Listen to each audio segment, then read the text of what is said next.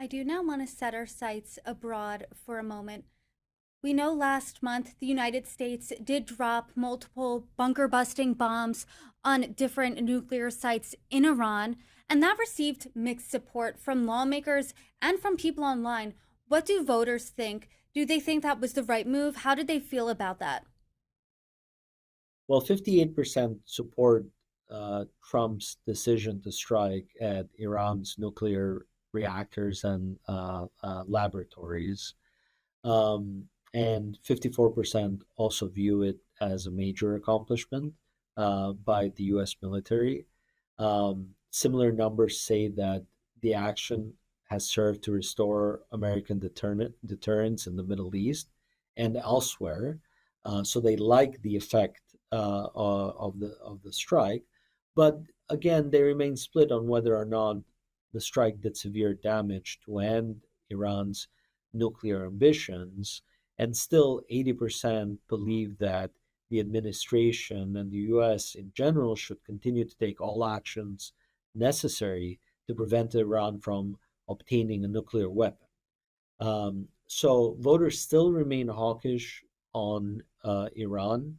Trump won points with his actions, and we'll see what happens with a potential deal. As you know, the Iranians in the last 24 to 48 hours came back and said that they would favor a negotiated deal.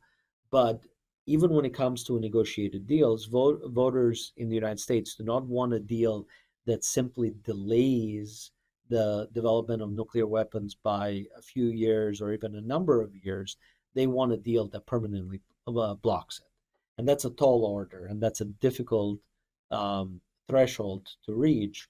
So it might very well be that we haven't seen the end of the Iran story and potential engagements with Iran. Right now, it's a paused conflict with voters and the administration seeing which way Iran will go and how it will react, and reserving the ability to make a decision based on that.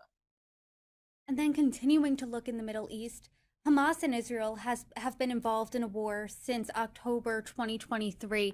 How do voters feel about that? Well, voters continue to say that for there to be peace, Hamas must leave Gaza. 56% believe that any deal, any peace deal that comes about, it has to have Hamas leave Gaza and relinquish power with Gaza. It should not be a temporary solution. And again, that's very challenging from a political dynamic perspective. In general, they support Trump's handling of the conflict so far, but only by a razor thin margin, 53% to 47%. And again, there are growing concerns around the humanitarian nature of this conflict. So while voters are in favor of strong US support for Israel and believe that Hamas as a terrorist group has to relinquish its arms and be held accountable for its actions on October the 7th, there is a growing concern also around the humanitarian crisis that's happening in Gaza. So the picture is still strongly in support of Israel, but when it comes to the U.S. administration, voters want to see the administration to engage with both sides of the issue and of the problem, pushing Hamas out, but also providing relief for the Palestinians.